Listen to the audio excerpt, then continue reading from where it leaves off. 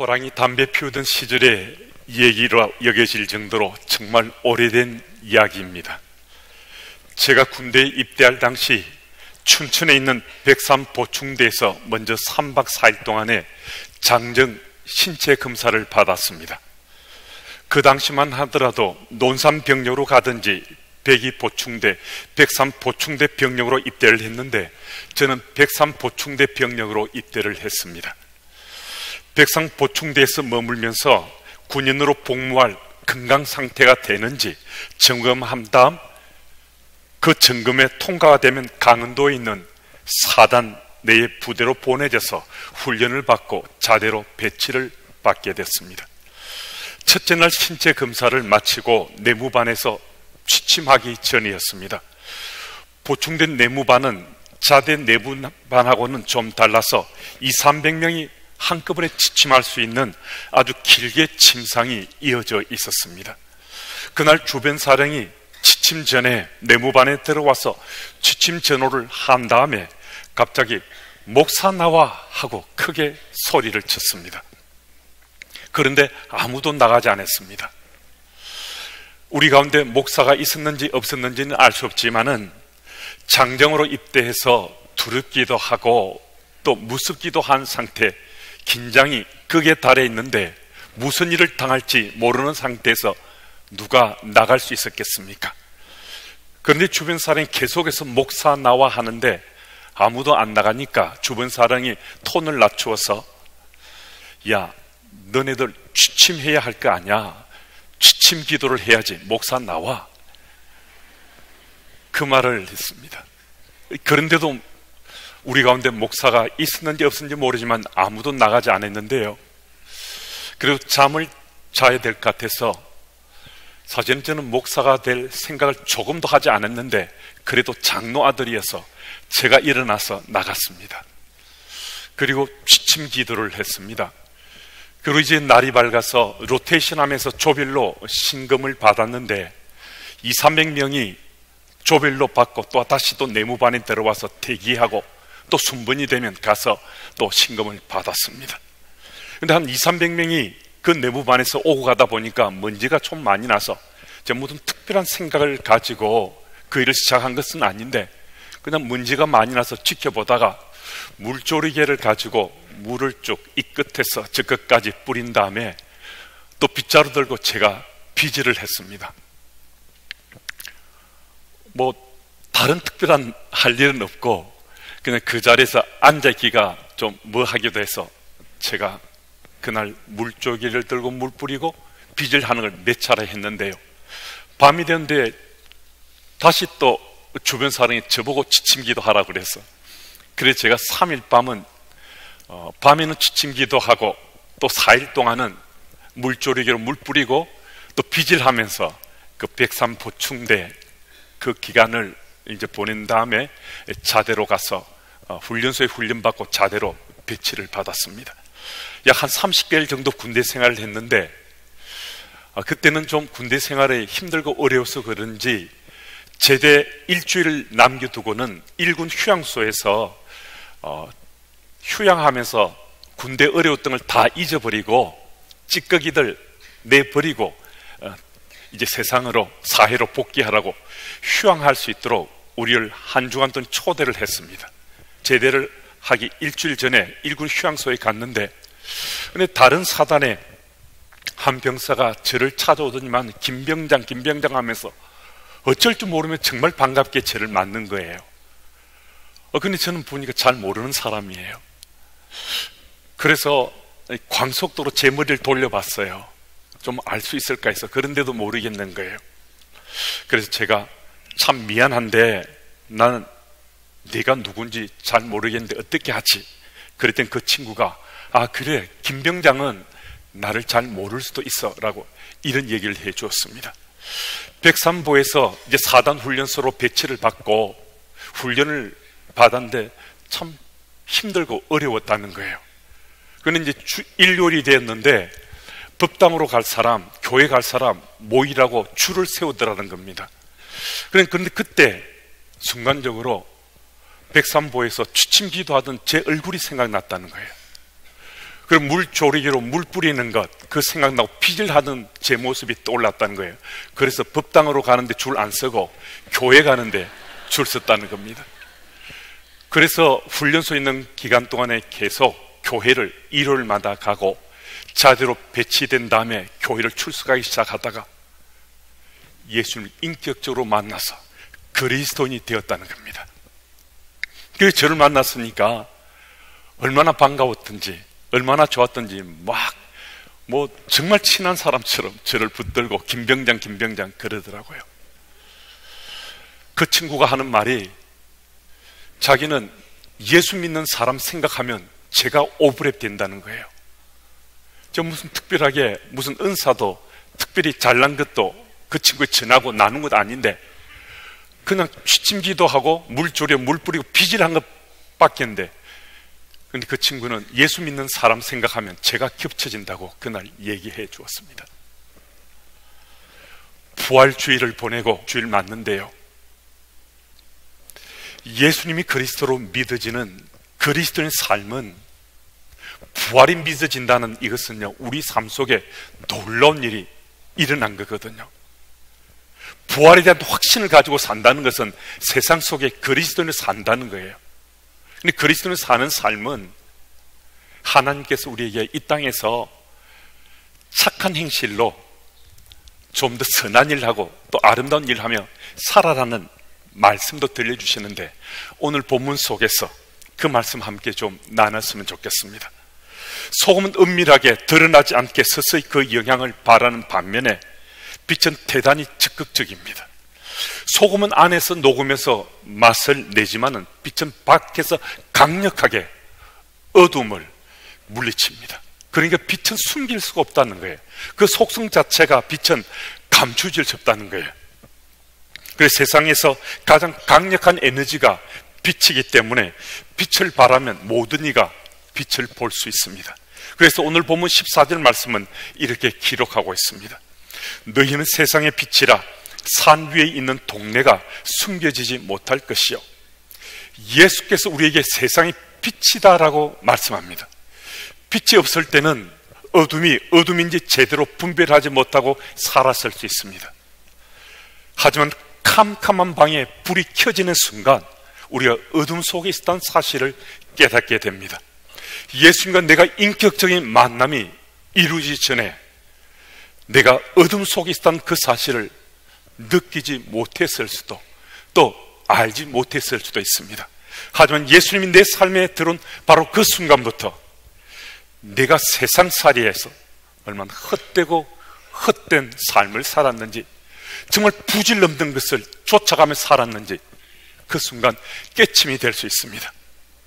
바로 그 순간 예수님이 우리에게 빛이 되신 겁니다. 그런데 여러분, 정말 놀라운 것은요, 예수님 빛이시잖아요.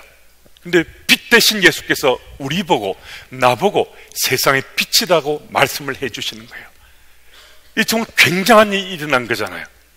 우리 삶 속에 일생일대 최대의 사건이라 할 수 있을 만큼 우리 보고 세상의 빛이래요. 빛 대신 예수께서 나보고 빛이라고 말씀을 해주시는 거예요. 그러니까 우리가 빛이 되려고 발버둥치고 몸부림치면서 우리가 살아야 빛이 되는 것이 아니라, 예수님이 그리스도로, 예수님이 구원자로 믿어지는 그 사람이라면 그가 누구든 간에 예수께서 차별하지 않으시고 다른 것 보시지 않으시고 우리 보고 세상이 빛이다 라고 말씀하신다는 거예요. 그러니까 우리의 삶이 그리스도로 살아가기만 하면 우리에게 빛의 역할, 빛의 기능을 할 수 있는 은혜를 베풀어 주셨다는 겁니다. 그리스도인들은 세상 한복판에 살면서 세상 사람들과 다르게 생각하고 또 다르게 말하고 다르게 행동하기 때문에 다른 삶을 살 수밖에 없다는 거예요. 그런데 이런 우리의 다른 삶을 세상 사람들은 별로 좋아하지 않아서 우리는 때로는 어려움을 겪기도 하고 고통을 받기도 하고 갈등하고 번민하는 그런 지경에 처하기도 합니다. 그리스도를 살아가는 삶 때문에 공동체에서 왕따가 되기도 합니다. 공동체에서 마치 튀는 사람처럼 보여질 수도 있습니다. 또 예수 믿는 그것이 한두 가지 구설수로 오르락내리락 할 수도 있습니다. 누구를 정죄하거나 비판하거나 심판하는 것도 아닌데 그리스도의 존재하는 그 자체가 세상 속에서 어둠을 드러내고 어둠과 삶이 비교되다 보니까 세상의 거짓과 불의는 우리를 그냥 두지 않습니다. 우리의 그리스도는 존재하는 그 자체가 어둠이 밝히 드러나는 것, 그 참을 수 없다는 거예요. 견딜 수 없다는 거예요. 그래서 우리를 비판하고 비난하고 심지어는 핍박하고 박해하기도 합니다. 유대 종파 지도자들을 한번 보십시오. 예수께서 이 땅에 오시기 전에 그들은 유대 백성들에게 참 존중받았습니다. 존경받는 유대 종파 지도자들로 그들 살아갔습니다. 그런데 예수께서 이 세상에 등장하신 거예요. 예수께서 이 땅에 오셨는데 엄청난 충격이 가해졌습니다. 유대 백성들은 말할 것 없고 유대 종파 지도자들에게도 엄청난 충격이었습니다. 예수께서는 지금까지 자신들의 삶과는 다른 말씀을 하시는 거예요. 예수께서는 지금 그들과 전혀 다른 행동을 하시는 거예요. 예수께서는 그들과 또 다른 삶을 사시는 거예요. 그들은 처음에는 당혹스럽고 당황하기도 했지만은 자신들의 삶이 예수님과 점점 비교되고 또 많은 사람들이 예수님을 추종하고 따르게 되니까 예수님을 처음에는 미워하다가 그 다음에는 예수님을 죽이려고 작정했고 그리고 마침내는 예수님을 십자가에 못 박아 죽였습니다. 빛으로 오신 예수님의 그 빛에 그들의 어둠에 노출되니까 그들은 견딜 수가 없어서 결국 예수님을 십자가에 못 박았습니다. 여러분, 그리스도인의 삶은 빛된 삶입니다. 우리가 대단한 우리 삶의 신분의 백그라운드가 있거나 은사를 많이 갖추어야 우리가 빛된 삶을 살 수 있다, 그 스토리가 아니에요. 예수께서 분명하게 우리에게 말씀하세요. 내가 하나님 나라 백성으로 이 땅에 그리스도로 살아가기만 하면 우리 삶이 세상의 빛이 될 수 있다고, 우리 보고 세상의 빛이다고 아예 선포해 버리셨습니다. 여러분, 우리가 만약에 예수님 적당히 알고 적당히 믿고서 이 땅에 산다면 우린 세상의 빛이 될 수 없습니다. 하지만 예수님이 나의 그리스도 구원자란 확신의 참 믿음을 가지고 살면 그가 누구든 우리는 세상 속에서 빛으로 살아갈 수 있습니다.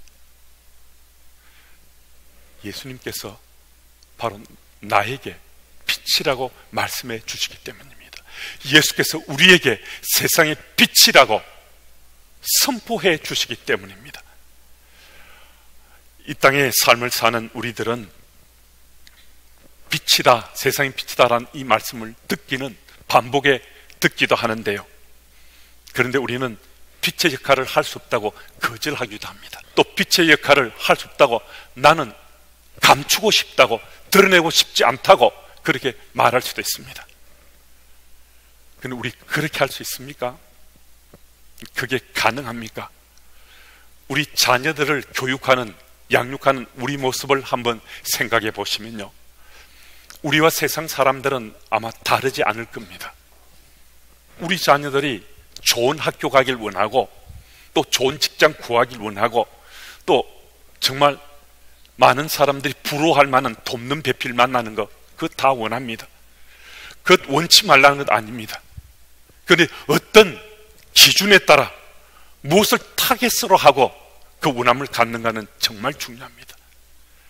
내가 세상의 빛이라는 이 의식을 가지고 자녀를 양육하는 그 엄마 아빠의 그 마인드로 우리 자녀들이 좋은 학교에 가고 좋은 직장 구하고 참 아름다운 멋진 돕는 배필을 만나는 이런 소망을 우리가 가져야 된다는 거예요. 내가 세상에 빛된 삶을 살면 누가 가장 먼저 압니까? 누가 제일 먼저 알겠습니까? 우리 아이들이잖아요. 우리 자녀들이 그 사실을 가장 먼저 알게 되잖아요. 여러분, 우리 아이들은요, 우리들하고 10년도 같이 살고 20년도 같이 살고 어쩌면 요즘은 30년, 40년도 같이 사는 우리 자녀들이 있을 수도 있습니다. 그들이 무엇을 보고 무엇을 느끼고 무엇을 또 배우는지 잘 아시잖아요.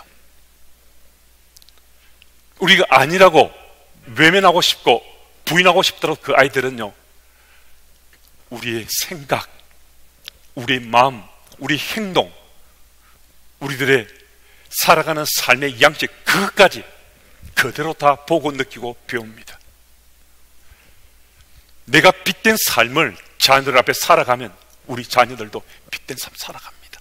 세상 속에 무기력하게 살아야 된다는 것이 아니라 사람들보다 저 뒤처져서 살아가야 그 잘 사는 것이다라는 그런 말씀이 아니잖아요.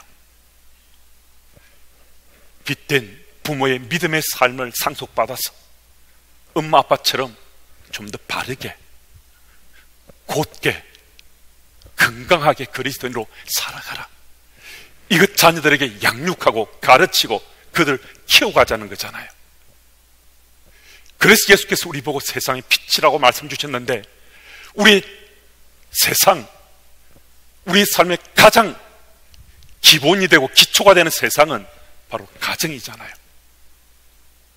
그 가정에서 우리가 빚된 삶 살아가면 우리 자녀들도 빚된 삶 살아갈 수 있습니다. 여러분, 오늘도 우리 삶 가운데 무엇보다도 우리 자녀들 앞에서 빚된 삶 살아감으로 우리 자녀들도 세상에 빚된 삶 살아갈 수 있도록 메신저들이, 통로들이 다 되시는 부모 되기를 예수 이름으로 축복합니다. 그리고 오늘 본문 15절 말씀은 우리 한번 같이 읽겠습니다. 우리 함께요. 여기서 등불을 켠다는 것은 아주 중요한데요, 진리 말씀을 듣고 삶이 변하는 것이 이 등불을 켠다는 거예요. 등불이 켜지면 그러니까 큰 통 아래 그 등불을 감춰두지 않지 않습니까? 말씀이 등경 위에 이 빛을 둔다고 하잖아요. 그러니까 변화된 삶은요, 자신 속에 감추어질 수 없다는 거예요.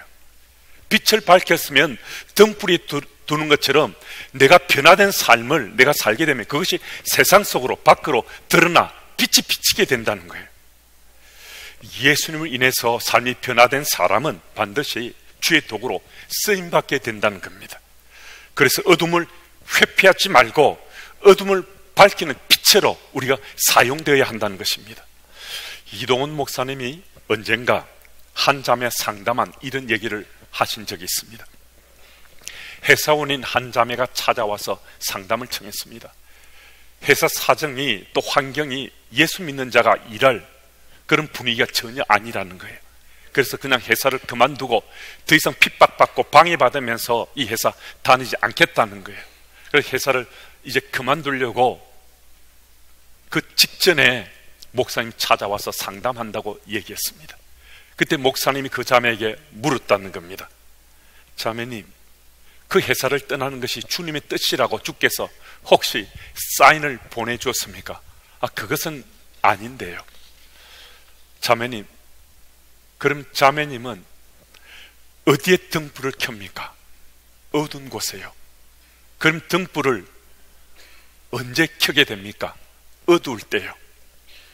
그러면 자매님이 지금 처해 있는 그 회사의 상황과 환경이 어두기 때문에 하나님께서 지금 자매님을 그 자리에 등불로 켜주셨다는 사실, 그 생각해 보았습니까?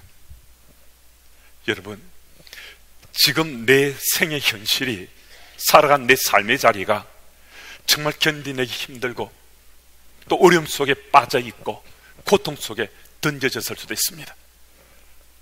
혹 그곳이 가정일 수도 있고요, 일터일 수도 있고요, 학교일 수도 있고, 심지어 교회 내 소그룹 공동체일 수도 있습니다. 그래서 어떻게 하든 그것을 탈출하고 싶은 마음, 도피하고 싶은 마음이 들 수도 있습니다. 하지만 한 번만 더 생각하면 어떻겠습니까?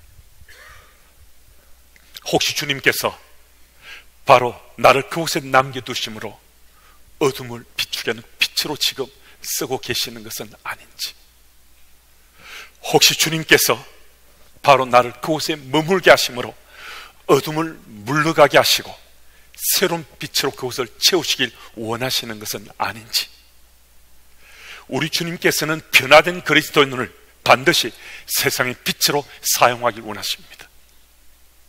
이 자리에 함께 우리들은 예수 이름 때문에 변화된 그리스도인으로 살고자 하고 또 변화된 그리스도인을 살아가지 않습니까? 그래서 우리는 세상의 빛이 되는 겁니다. 세상의 빛된 삶을 살아가는 겁니다. 혹 우리의 지금 현실이 힘들고 어렵다 하더라도 믿음의 용기 내셔서 예수께서 나를 세상의 빛이다라고 말씀 주셨다는 확신에 찬 그 믿음 가지고 세상의 빛으로 빛을 발하며 살아가시기를 예수님 이름으로 축복합니다. 16절 말씀을 제가 읽습니다. 이같이 너희 빛이 사람 앞에 비치게 하여 그들로 너희 착한 행실을 보고 하늘에 계신 너희 아버지께 영광을 돌리게 하라. 아멘. 그리스도인 살아가는 우리들의 정말 마음속에 간직해야 될 말씀입니다. 우리의 빛된 삶을 통해서 누가 영광을 받으신다고요? 그럼요, 하나님께서 영광을 받으신다는 거예요. 찰스 카우만이 쓴 당신의 사랑은 진실한 아름다움입니다 라는 책에는 이런 내용의 글이 실려 있습니다. 한 소년이 미술관에 전시되어 있는 그림을 아주 관심 있게 아주 뚫어지게 쳐다보고 있었습니다. 예수님 십자가상의 순환을 그린 아주 유명한 그림이었습니다. 이때 한 신사가 다가오더니만 그 그림 옆에 멈추어서 그 신사도 뚫어지게 그 그림을 응시했습니다. 함께 그림에 열중하던 그 소년이 그 신사에게 이렇게 설명했습니다. 이분은 예수님이세요. 그런데 그 신사가 전혀 반응을 하지 않습니다. 그러니까 그 소년이 적은 로마 군인들이고요, 저 사람들이 예수님을 죽였어요.